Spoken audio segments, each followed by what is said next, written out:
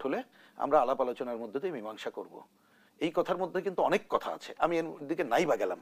তা আমরা তো সাম্প্রতিককালে যে এই গণ অভ্যুত্থানে যারা সবাই মিলে নানাভাবে ছিলাম এবং দীর্ঘদিন ধরে তো ছিলাম, আমরা তো হঠাৎ করে আসি নাই, রাজনৈতিক দলগুলো 1 দশকেরও বেশি সময় ধরে। কিন্তু এইখানে রাজনৈতিক অঙ্গনে সভ্যতা ভব্যতা আলাপ আলোচনার ধারা যেটা দেখছি, সেইটাও আজকে রাজনীতির প্রতিও মানুষকে অনীহা তৈরি করছে। কিন্তু ওইটা আমি চিনতে চাই না। আমি চিনতে চাই একটা ভালো রাজনৈতিক ধারা, চিনতে চাই যে গণ অভ্যুত্থান তার যে গণতন্ত্রে উত্তরণের পথরেখা, সেই পথটাকেই চিনতে চাই। সেইটা না চিনে আমি অন্যান্য আলোচনাটায় আসলেই এটা কোনো প্রাসঙ্গিকও হবে না এবং জনগণের উৎকণ্ঠা দূর করারও কাজে লাগবে বলে আমার মনে হয় না। সুতরাং ওই চেনার জায়গায় যেতে চাই আমরা। আজকেও ধরুন চেনার, ছোট্ট করে বলি, আমাদের ঐক্যমত্য কমিশনের সভা করছি। আমরা আগের দিন বলেছিলাম যে গতকাল শোক সভা ছিল, ওই সভাটা করবেন কিনা। আমি রাতের বেলায় মেসেজ পাঠিয়েছিলাম, ফোনও কর, ওনারা মনে করলেন রাখবেন। এখন কি করব, রাখলে সবাই বললেন যে শোক প্রস্তাব করে রাখবো, করলেন, আপত্তি করিনি। কিন্তু তারপরে গতকাল যে ন্যাক্কারজনক ছাত্রদের উপর হামলা হলো এবং সরকারের একটা মিনিমাম এত বড় ঘটনার পরে যে সে একটা কেন্দ্র করে সেখান থেকে তথ্য আদান প্রদান করবে, করে নাই। যার জন্য আজকে সকাল থেকে ওইখানে কিন্তু আমরা প্রতীকী বয়কট করতে বাধ্য হয়েছিলাম। আজকে যে প্রধান উপদেষ্টার আমন্ত্রণে আমরা গেলাম, কারণ এটা যেতে চাই, কারণ একটা আমরা তো এখনো পর্যন্ত সমর্থন করি না। আমি এক কথাই বলে শেষ করি যে ওইখানেও যেটা বলেছি, উনি নিজে বলেছেন উৎকণ্ঠিত, আমরা বলেছি তাহলে কাজটা হচ্ছে জনগণের উৎকণ্ঠা দূর করা। আপনি যেমন উৎকণ্ঠিত, জনগণ উৎকণ্ঠিত। সুতরাং আমি পথ চিনতে চাই জনগণের উৎকণ্ঠা দূর করার জন্য এই সরকার কি কি দায়িত্ব পালন করছেন সেইটাই চিনতে চাই। এবং আমি দেশবাসীকে অনুরোধ করব, দ্রুততম সময়ে যদি ওইটা আমরা চিনতে ভুল করি, না চিনতে পারি, দেশটা আরো বড় সংকটে পড়বে। কিন্তু স্বাস্থ্য উপদেষ্টার প্রসঙ্গে যে প্রশ্নটি প্রথমে আপনার কাছে রেখেছিলাম, স্বাস্থ্য উপদেষ্টাকে চেনা বা না চেনা সেটি আসলে প্রসঙ্গ না। প্রসঙ্গ হচ্ছে নীরবে নিভৃতে তিনি তার দায়িত্বটা ঠিক মতো পালন করছে কিনা, দেশের এত বড় ক্রান্তি লগ্নে তার ভূমিকা আসলে কেমন হওয়া উচিত। আমি এক কথাই বলি, স্বাস্থ্য উপদেষ্টা নিয়োগকর্তা কে বলেন? প্রধান উপদেষ্টা। তাহলে কাকে চিনতে হবে? আপনি তো এই ধরনের ব্যক্তি চিনলে হবে না। আপনার শিক্ষা উপদেষ্টা কি করলেন? শিক্ষা উপদেষ্টা 3টার সময় তিনি ঘোষণা দেন, কি বলে, পরীক্ষা, এসএসসি পরীক্ষা, তখন স্থগিতের ঘোষণা দেন। আপনি আর কয়জন উপদেষ্টা কি করছেন? সুতরাং আপনি নেপথ্যের নায়ককে চেনেন, ওই ধরনের টোটকা টোটকা চিনে কোনো লাভ নাই। সুতরাং ওইটাকে আমি তো প্রত্যাশা করি না। এ ধরনের অনেককে নিয়োগ দেওয়া হয়েছে যাদের কাছ থেকে আমরা বেশি প্রত্যাশা করছি না। সুতরাং ওই আলোচনা হচ্ছে পার্সিয়াল আলোচনা। এবং ওই যে বললাম যে রোডটাকে আমরা চিনতে চাই মানুষের উৎকণ্ঠা দূর করার জন্য, সেই পথটাকে চেনার ক্ষেত্রে অনেকেই অন্তরায় আছেন। কিন্তু সেক্ষেত্রে অন্তরায় দূর করবে আমরা আশা করব এই প্রধান উপদেষ্টা এবং উপদেষ্টা পরিষদ, অন্তর্বর্তীকালীন সরকার। এখনো পর্যন্ত রাজনৈতিক দলগুলো, আমি যতটুকু বুঝছি অধিকাংশ রাজনৈতিক দল, আমি গণতান্ত্রিক রাজনৈতিক দলগুলো মেন করছি, আমরা যখন রাজনৈতিক দলগুলোর কথা বলি যারা ন্যূনতম মুক্তিযুদ্ধকে আফোল্ড করে, ন্যূনতমভাবে গণতান্ত্রিক, আমরা সেই সব দলের কথা বলি। সেই সব দলগুলো আমাদেরকে মাঠে নেমে নির্বাচন আদায় করতে হবে, সেইটা এখনো আমরা যেতে চাই না। সুতরাং আমরা ওই নির্বাচনের পথটাকেই চিনতে চাই, তার জন্য সরকার দায়িত্বশীল আচরণ করবে, সেটাই আমাদের প্রধান। ধন্যবাদ জানাচ্ছি কমরেড রহিন হোসেন প্রেস। সোহরাব হাসান, আজ এনসিপি নেতা হাসনাত আব্দুল্লাহ স্বাস্থ্য উপদেষ্টার পদত্যাগের দাবি জানিয়েছেন। গতকাল আমরা যেমনটি দেখেছি দুজন উপদেষ্টা ও প্রেস সচিব 9 ঘন্টা অবরুদ্ধ ছিলেন মাইলস্টোন স্কুলে। এর আগে আমরা দেখেছি যে সচিবালয়ের শিক্ষা উপদেষ্টা ও সচিবের পদত্যাগের দাবিতে বিক্ষোভ করেছে শিক্ষার্থীরা এবং সচিবালয় রীতিমতো রণক্ষেত্রে পরিণত হয়েছিল গতকাল। কেন আসলে শোক বিক্ষোভের রূপ নিল? আপনার প্রশ্নের মধ্যেই কিন্তু জবাব আছে। সরকার কোনো কিছুই চালাতে পারছে না ঠিক মতো। আর হাসনাত আব্দুল্লাহ যে ভাষায় বলেছেন, আমি মনে করি এই ভাষায় বলা উচিত না। ব্যক্তিগতভাবে আক্রমণ করা, তার কাছে যেসব তথ্য প্রমাণ থাকে সেটি করবেন। এক ধরনের তারাই তো, যেটি রহিন হোসেন প্রিন্স বললেন যে এই স্বাস্থ্য উপদেষ্টাকে কে নিয়োগ দিয়েছেন, স্বাস্থ্য উপদেষ্টাকে যিনি নিয়োগ দিয়েছেন তাদের আবার এই নিয়োগকর্তা হচ্ছেন ছাত্র নেতারা। তো সুতরাং তাদের পক্ষে যখন সরকার অবস্থান নিয়েছে তখন বাহবা দিয়েছেন, প্রশংসা করেছেন, এবং যখন পক্ষে যায় না তখন এই ধরনের ভাষা ব্যবহার। আমি মনে করি রাজনীতিতে শিষ্টাচারটা থাকা উচিত। একজন উপদেষ্টাকে বা একজন ব্যক্তিকে তাকে সম্মান জানিয়ে তার কঠোর সমালোচনা করা যায়। তিনি তার ব্যর্থতা এটা মেঠো বক্তৃতায় কিন্তু মাঠ গরম হবে, কিন্তু তাতে সমস্যার সমাধান হবে না। এখন যদি জিজ্ঞেস করি যে এই স্বাস্থ্য উপদেষ্টা বা অন্য যে উপদেষ্টাদের সম্পর্কে প্রচণ্ড সমালোচনা আছে, তাদের সম্পর্কে কি কি তথ্য তারা আছে, কি কি তথ্য সংগ্রহ করেছেন গত 11 মাসে, এবং তারা এতদিন কেন বলেননি, এটাও তো প্রশ্ন। এতদিন তো সরকারের সব কাজে তারা সমর্থন করেছেন, বরং অন্য যেসব ক্ষেত্রে অন্য কোনো দলের প্রতি সরকারের সংবেদনশীলতা থাকে, সরকার তাদের কথা শুনতে চায়, তখন তারা কিন্তু অন্য ভাষায় কথা বলে। তাহলে কি সরকারের সাথে এনসিপির দূরত্ব তৈরি হয়েছে?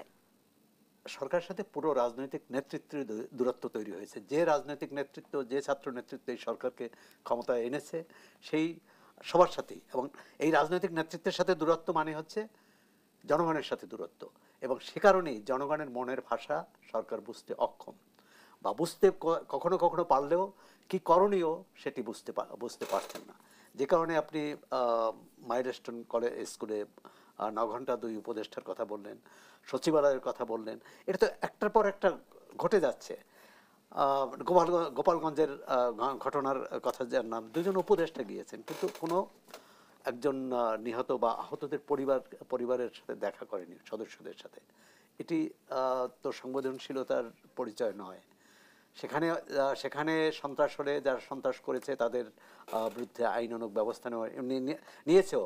বিএনপির নেতারা সেখানে অভিযোগ করেছেন, সেখানে গণগ্রেপ্তার হচ্ছে, গণমামলা হচ্ছে, এবং ঢালাও মামলা হচ্ছে। আইনের শাসনের ব্যত্যয় হলে কিন্তু অরাজকতা তৈরি হবেই, সেটি ঢাকা হোক, ঢাকার বাইরে, আমরা সেখানেই তো দেখছি।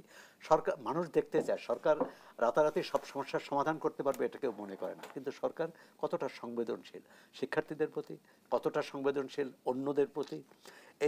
এই সরকারই তো ছাত্রদের একটা অন্যায্য দাবি মেনে নিলেন নির্দ্বিধায়, সেটা হচ্ছে পরীক্ষা দেব না, অটো পাস এক ধরনের। গত বছর তারাও কিন্তু এইচএসসি পরীক্ষার্থী ছিল, এবছরও এইচএসসি পরীক্ষার্থী। তা সরকার কতটা সমস্যার সমাধান করতে পেরেছে এটা বুঝুন। গত বছর তারা সরকারকে চাপ দিয়ে একটা অন্যায় দাবি আদায় করে নিল, সেটা হলো পরীক্ষা দেব না। এতে সবচেয়ে ক্ষতি হচ্ছে ওই শিক্ষার্থীদেরই। কিন্তু তবে কি সরকারের নমনীয়তার সুযোগই নিচ্ছে সরকার? বোধহয় এক ধরনের কিংকর্তব্য বিমূঢ়, তারা কি করবে এটা বুঝতে পারছে না, এবং যারা যখন চাপ দেয় তখন তাদের কথা শুনে, চাপ না দিলে আর তাদের কথা শুনে না। মোশাররফ আহমেদ ঠাকুর, যেমনটি শিক্ষা উপদেষ্টা বলেছেন, আমার কাজের কোনো ব্যত্যয় হয়নি, পদত্যাগের কোনো ইচ্ছে নেই বলেও জানান তিনি। কিন্তু গতকাল এই পদত্যাগের দাবিকে কেন্দ্র করে আমরা দেখলাম সচিবালয়ে যে ঘটনা ঘটলো, সেখানে প্রায় 90 জন শিক্ষার্থী আহত হলো। বিক্ষোভ কেন সচিবালয় পর্যন্ত বিস্তৃত হলো বলে মনে করেন? শোনেন, ধন্যবাদ আপনাকে, অপর দুই বিজ্ঞ আলোচক, আপনার দর্শক শ্রোতা। আমাদের সিলেটে একটা প্রবাদ আছে, মানির মান চৌকমের নিচে ফেলে পাড়াইলেও যায় না। মানে ওই যে ধান ক্ষেত যখন বুনবার আগে মই দেয়, যে এটাকে বলে চৌকম সিলেটি ল্যাঙ্গুয়েজে, ওটার নিচে ফেলে পাড়াইলেও নাকি ইজ্জত যায় না। তো আমাদের শিক্ষা উপদেষ্টা হচ্ছে মানির মান, এটা পিটাইলেও যায় না।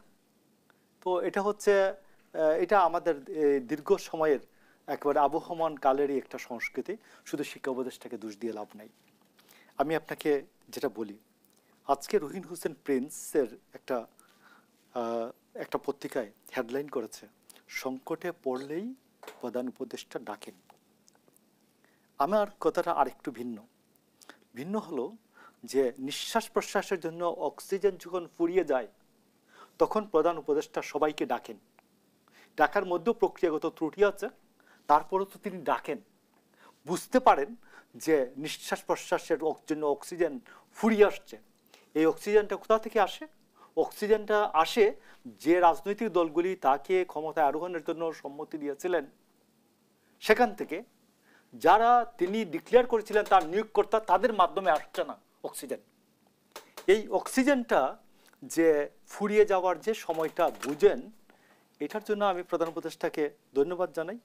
তবে আশঙ্কার কথাটা হচ্ছে যে সবসময় যে অক্সিজেন ফুরিয়ে যাওয়ার মুহূর্তে তিনি ডাকবেন আর সবাই জেগে দৌড়ে গিয়ে হাজির হয়ে যান, সব অন্য সময় যদি এটার ব্যত্যয় ঘটে, ব্যতিক্রম ঘটে, তখন কি হবে?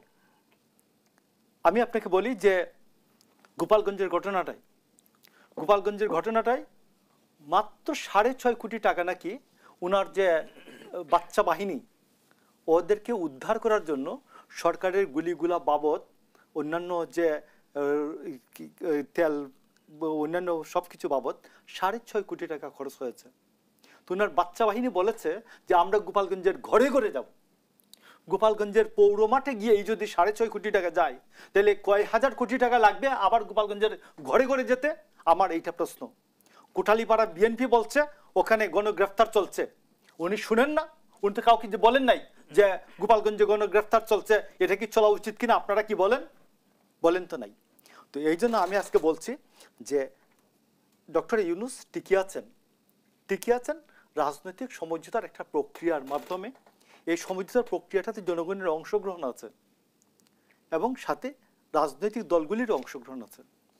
তো রাজনৈতিক দলগুলি যখন এটা একটা জিডিপির হিসাবের মতো আর কি, যে কারো ইনকাম পার ডে 100 টাকা আর কারো ইনকাম পার ডে 100 কোটি টাকা, জিডিপির হিসাবের সময় এটাকে মিলিয়ে দেওয়া হয়। তো রাজনীতির মাঠে আমার বলতে দ্বিধা নেই, প্রিন্স ভাই কেমনভাবে নেবেন। রাজনীতির মাঠে হচ্ছে যে বড় স্টেক হোল্ডার, বড় অংশীজন হচ্ছে বিএনপি, আওয়ামী লীগ। আওয়ামী লীগের অ্যাবসেন্সে, আওয়ামী লীগের অনুপস্থিতিতে যে বিএনপি মেজর স্টেক হোল্ডার, এই সরকার চিপায় পড়লেই শুধু বিএনপিকে সাথে কথা বলে। এটা তো আমি মনে করি গতকাল এবং আজকে যে মিটিংটা হয়েছে এটা 100টা মিটিং হওয়া উচিত ছিল প্রধান উপদেষ্টার সাথে।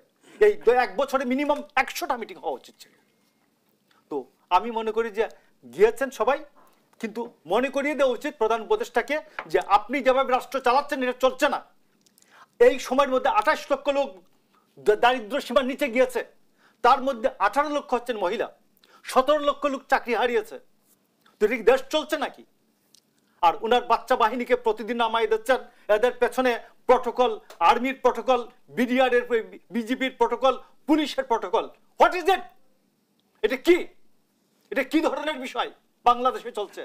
কিন্তু মোশাররফ আহমেদ ঠাকুর, আমি যদি উল্টোভাবে প্রশ্নটা আপনার কাছে রেখে বিরতিতে যাই, যে এনসিপি কেন আসলে তোপের মুখে পড়ছে, আমরা যদি গোপালগঞ্জ থেকে কক্সবাজারের সমীকরণটা বুঝতে চাই, আমি উত্তরটি নিব বিরতির পর। দর্শক, দেশ সম্প্রতিকে রিপোর্ট একটা বিরতি নিচ্ছি, সাথেই থাকুন।